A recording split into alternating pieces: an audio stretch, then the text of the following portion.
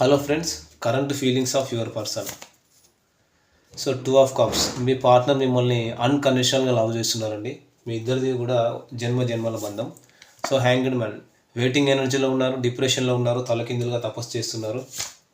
So 6 of cups, so missing ఎనర్జీలో ఉన్నారు, మీతో రీయూనియన్ చేయాలనుకుంటున్నారు మీ పార్ట్నర్, కానీ మీరు మీ పార్ట్నర్కి అంత టైం ఇవ్వట్లేదు.